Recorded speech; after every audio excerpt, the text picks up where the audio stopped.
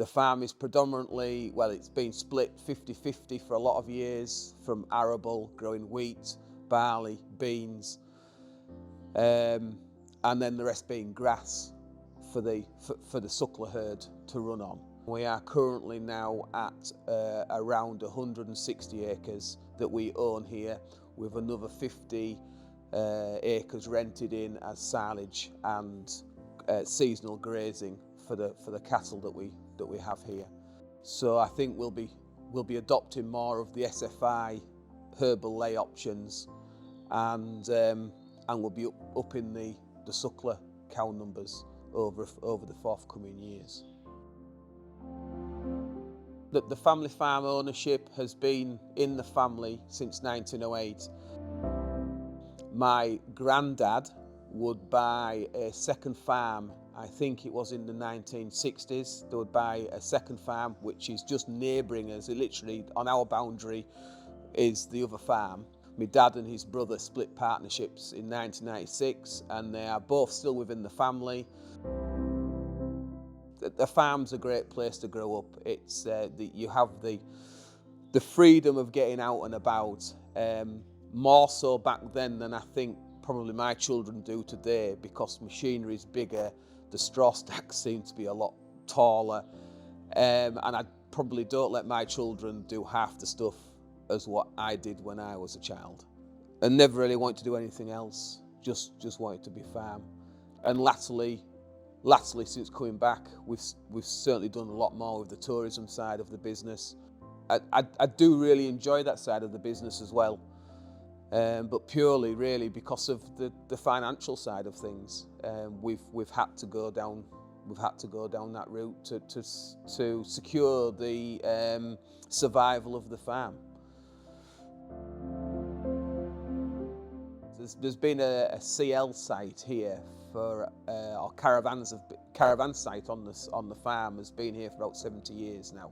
The rare occasion we went on holiday, it was the CL site and the caravans and the little bit of tourism that was happening then. My parents doing it was them, that side of the business that would pay for our social life if needs be. We farm because we love farming, and I've never wanted to do anything else. And I do not want to stop farming. I do take a little bit of a wage out the farm, but it'll be a lot less than minimum wage.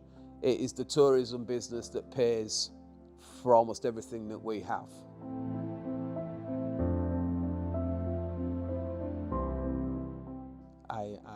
The beef price is good at the minute. The SFI options on the grasslands are good at the minute. Long may them continue. And I do see a good future in animal agriculture at the minute, whether it be sheep or beef or pigs or poultry. The protein requirements of the world are growing at an alarming rate, and there's only so many sources that we can get our protein from. What I would say to the government right now on food security is that food security in the UK is going the wrong direction. Food security means food that is grown and produced on our home ground in the UK. It is not, food security does not mean importing food from around the world. If you're going to carbon tax our fertilisers and carbon tax our industry, you need to start carbon taxing the food that you are importing. You can't have it both ways. Otherwise, you are just offshoring your carbon imprint.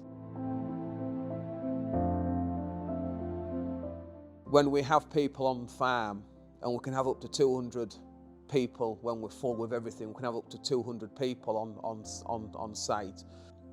And 95% of the public we have here get farming, they get the countryside.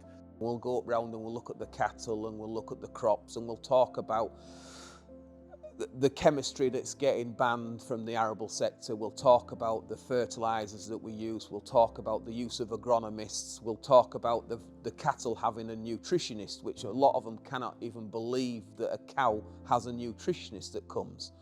Every farmer has the ability and the right to go invite the public. It's a hard thing to do, is invite the public onto your farm.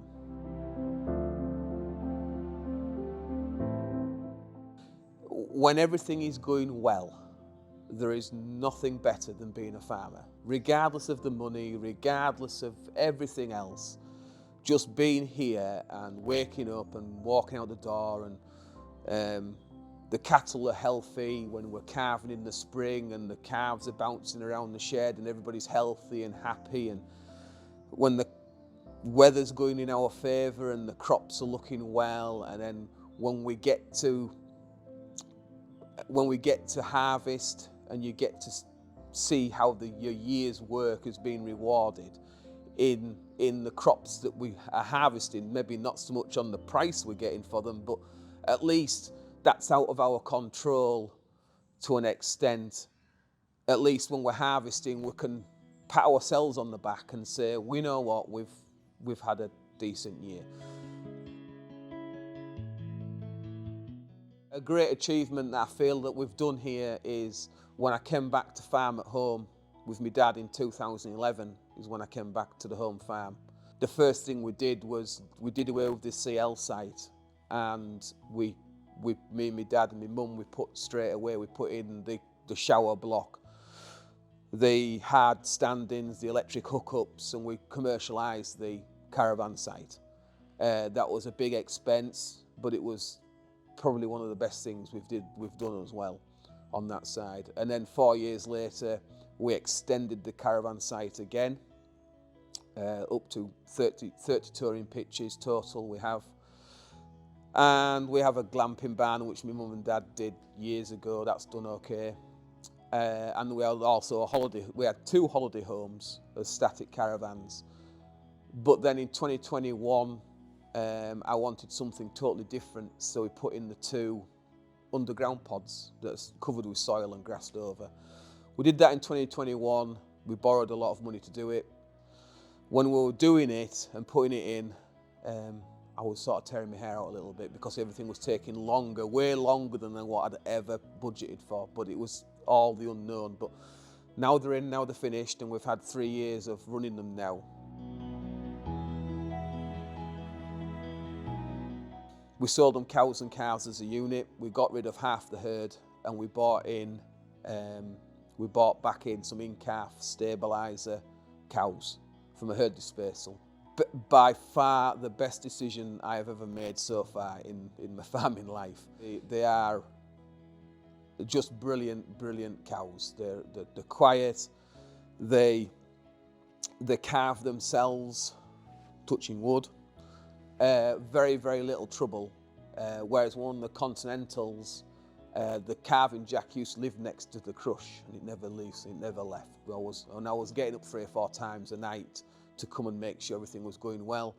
The stabilisers, I get up on a morning, I check them at midnight, I go to bed, I get up at 7, I check them, and there's a couple of calves in the shed. When the stock's happy and healthy, like I said, it's brilliant.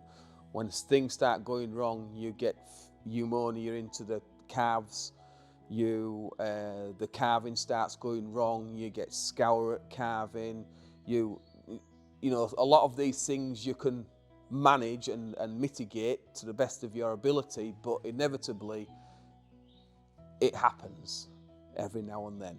And when it starts going wrong, there's nowhere to run away on a weekend. There's no 9 till 5. It isn't Friday night. I'll come back on Monday morning. You've got to be strong-willed and strong-minded to deal with it. And the worst farming year I can remember is probably the one we've just lived through, or going through right now. We've had inflated fertiliser prices, but we also had inflated grain price. So that was, 3 years ago, so that made it okay, it was fine. Then we had inflated fertiliser prices, and then the wheat price dropped through the floor, and we blew money like there was no tomorrow. And then we've had mediocre fert prices, but we've had the worst weather we've probably in living memory, and then the yields have been horrendous for this harvest. the cash flows and the bank balances are seriously being hammered. And I don't just mean my own, I mean everybody's that I speak to are in a not a good position right now. On the cattle side of things, I love the spring, the calving, the new life coming in. I like the seed time because you can wipe away all the sins from the previous year. You plough it all, you re-drill it, hopefully the weather's with you, and you've just got a blank canvas for the year forthcoming.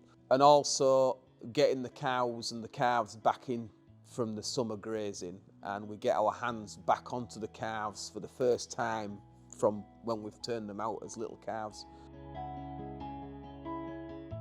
Good skills, I think, is being able to take advice off other people, being open-minded to other ways of doing things, and not being frightened of trying new things, just on a small scale maybe. Best piece of advice over the years I've been given was from a farmer I actually used to work for. The best advice he gave me was to know your costs, know the price you're happy with, and sell when you're happy. And then don't regret that decision, if depending on which way it goes. If my children want to carry on farming, I very much hope they do, because there's a long legacy here. I'm obviously fifth. My sons or daughter, if they want to carry on, will be the sixth generation. Going on for 120 years we've been here already. Hopefully that long may it continue.